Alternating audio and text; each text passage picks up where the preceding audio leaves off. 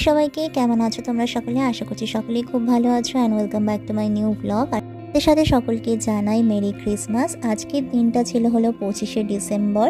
তাই বিকেলবেলা সেজে গুজে রেডি হয়ে একদম বেরিয়ে পড়েছিলাম কোথাও একটা যাওয়ার উদ্দেশ্যে। অ্যাকচুয়ালি কোথায় যাব সেটা কিন্তু একদমই ঠিক করা ছিল না, কিন্তু যেহেতু আজকে একটা ফেস্টিভ্যাল ডে তো একটু ঘুরতে বেরোতেই হয়, তাই আর কি একটু রেডি সেডি হয়ে বেরিয়ে পড়েছি। কোথায় যাব এখনও কিছুই ঠিক হয়নি, কিন্তু আজকে যেহেতু ঘুরতে যেতেই হবে তাই আর কি যাওয়া। 25শে ডিসেম্বর, 1 জানুয়ারি এই দিনগুলোতে আমি যদি কোথাও না যেতে পারি তাহলে তো মনে হবে আমি এই পৃথিবীর মায়া ত্যাগ করে ফেলেছি। আমার ফিলিংসটা ঠিক এরকমই হবে। যাই হোক, এখন হলো বেরিয়ে তো পড়েছি। আর ইদানিং না কী হয়েছে কে জানে, এই যাই হোক এই কথাটা যেন কেমন একটা বারবার বলে ফেলছি। নিজেরই বড্ড অস্বস্তি হচ্ছে এই কথাটা বলতে, তাও বারবার মুখে চলে আসছে কেন কি জানি। এরকম কি মাঝে মাঝে হয় তোমাদের মধ্যে কারোর? প্রথমে ভেবেছিলাম ইকো পার্কে যাবো, তারপরে ভাবলাম যে না থাক, এই সময় আর ইকো পার্কে যেয়ে কোনো কাজ নেই। তারপরে চলে আসলাম হলো মধ্যমগ্রামের এদিকে, ভেবেছিলাম হলো স্টার মলের ভিতরে ফুড করতে গিয়ে কিছু খাওয়া দাওয়া করবো। তারপরে সেটাও আর করলাম না, সোজা চলে গেলাম হলো দক্ষিণেশ্বরের দিকে। দক্ষিণেশ্বরের মন্দিরে তো এখন পুজো দিতে পারবো না, কারণ অনেকটাই বেলা হয়ে গেছে। তাও যাই, বড়মার মন্দিরটা দেখলে হয়তো মনটা অনেকটা শান্তি পাবে। অ্যাকচুয়ালি ভালো কোনো দিনে না সবসময় মনে হয় যে বড়মার মন্দিরটা দেখে বা বড়মার মুখটা দেখলে সব কিছু ভালো হবে। তাই আর কি এই সোজা রাস্তা ধরে যাওয়া। এই হলো আমাদের এখানে চার্চ, যেখানে প্রচুর পরিমাণে ভিড় উপচে পড়ছে, আর আমরা সোজা যেতে লাগছি আমাদের নিজেদের গন্তব্যে। আর এই হলো গৌরীবাড়ি মায়ের মন্দির, যে মন্দিরে আসলে আমার তো মনের আশা সবসময় পূরণ হয়। তো মা সবসময় সাথে আছে এটাই বলবো। আর এই যে আমাকে এই হেলমেটটা পরে না ওই লোকটার মতো দেখাচ্ছে, যে লোকটা ওই বাঞ্জি জাম্পিংয়ে বোধহয় উঠে এসে নানা রকমের কথাবার্তা বলছিল, ওনার মতো। এটা আমার মনে হচ্ছে, আমি ঠিক জানি না বুঝিয়ে বলতে পারছি কি না। কোনো দিনও যে রাস্তাটায় আমি কোনো কোনো জ্যাম ভিড় কিচ্ছু দেখিনি, আজকেই সেই রাস্তাটায় অদ্ভুতভাবে কিসের জ্যাম কে জানে, কোনো রকমের প্রবলেম না, তবুও জ্যাম হয়েছে। লোকজনও যে এমন কিছু মন্দিরে ভিড় করেছে সেটাও তো দেখলাম না, সবই মোটামুটি নর্মালি আছে।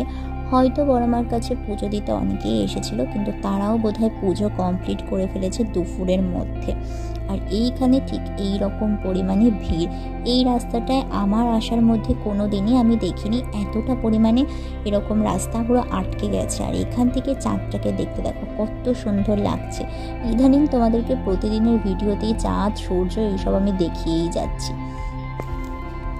আর এই ব্রিজটাতে এই প্রথম আমি ট্রেন আসতে দেখলাম, জানো সত্যি বলছি, এই প্রথম আমি ট্রেন আসতে দেখলাম। এর আগে কখনো আমি এই ব্রিজটাতে ট্রেন যাচ্ছে এরকম অবস্থায় দেখিনি। আর এই ব্রিজটাকে ছোটোবেলায় আমি হাওড়া ব্রিজ ভাবতাম। আর এখান থেকে গঙ্গা আর বড়মার মন্দির সব কিছু মিলিয়ে অদ্ভুত সুন্দর একটা চোখের আরাম। এই মন্দিরের এই চূড়াটা দেখলেই মনে হয় চোখ যেন বিরাট একটা শান্তি পেয়ে গেল। নতুন কিছু কাজ করছি আমরা, বিশ্বাস করো, ইচ্ছা আছে খুব শিগগিরই বড়মার আশীর্বাদ নিতে এই মন্দিরে আসবো। শীতকালে ডিসেম্বর থেকে ফেব্রুয়ারি অবধি কত রকমের আলো দিয়ে চারিদিক সেজে ওঠে না, শহরে যেন একটা উৎসব আলাদা রকমের। যেমন কালী পুজোর সময় চারিদিক সবার বাড়ি আলো বাজি এগুলোতে ভরে ওঠে, তেমনই এই ডিসেম্বর মাসে প্রতিটা রাস্তা প্রতিটা কোণায় কিন্তু একটা ছোট আলো হলেও নানা রকম দেখা যায়।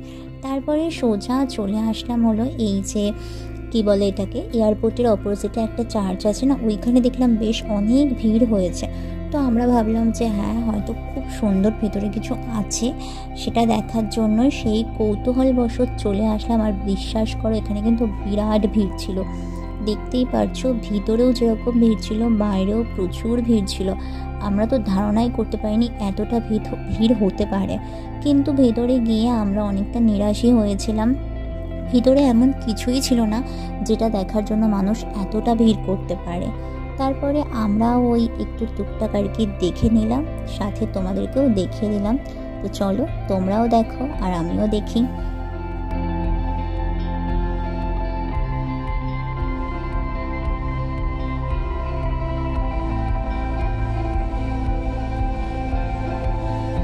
হ্যাঁ, আজকের লুকটা তো তোমাদেরকে দেখানোই হয়নি, এইটা ছিল আজকে আমার পুরো আউটলুক।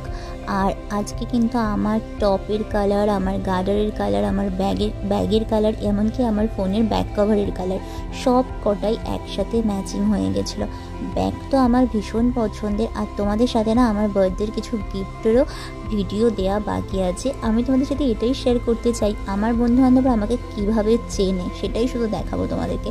দেখলেই বুঝতে পারবে কেন এই কথাটা বললাম। খুব শিগগিরই ভিডিওটা নিয়ে আসবো আশা করছি। আর সাথে থাকবে সান্তা ক্লজ আমাকে কী গিফট দিল। এখন চলো এই পুরো জায়গাটা একটু ঘুরে দেখা যাক। আর এত আলো, ফোনের ক্যামেরা বারে বার ব্লার হয়ে যাচ্ছিল।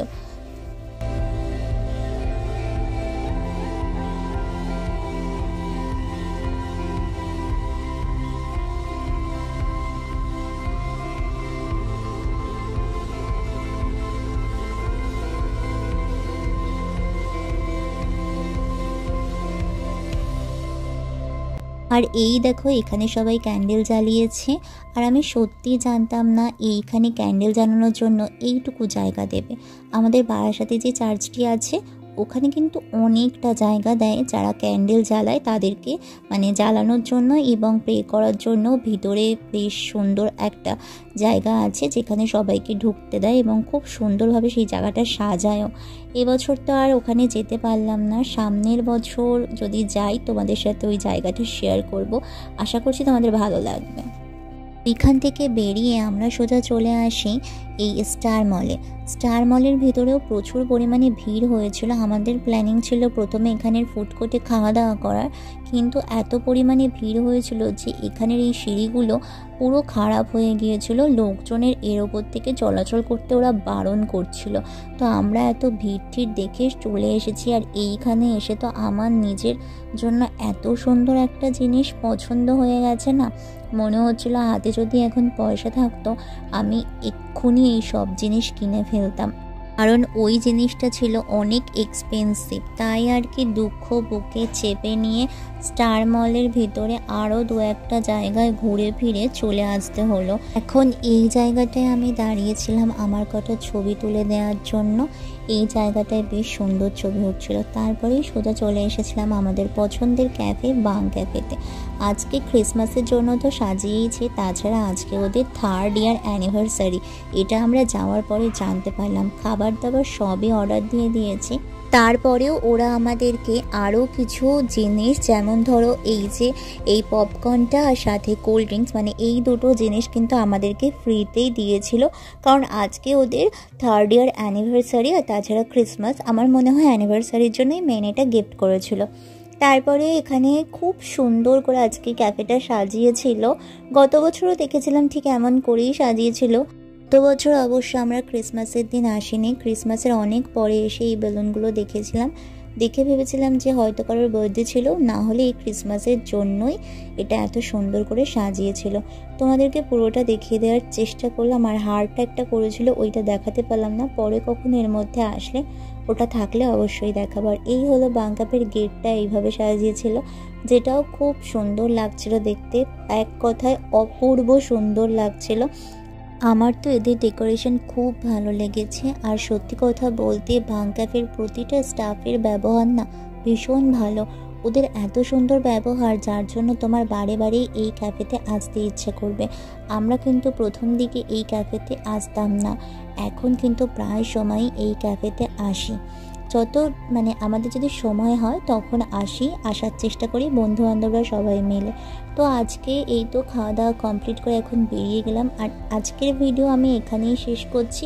ভিডিওটা ভালো লাগলে প্লিজ লাইক করতে ভুলো না। দেখা হবে পরের কোনো ভিডিওতে। ততক্ষণ সুস্থ থেকো, সাবধানে থেকো, ভালো থেকো। আর যেহেতু ভালোই ঠান্ডা পড়েছে একটু সাবধানে থেকো আর ভালো গরম জামা কাপড় পরে থেকো।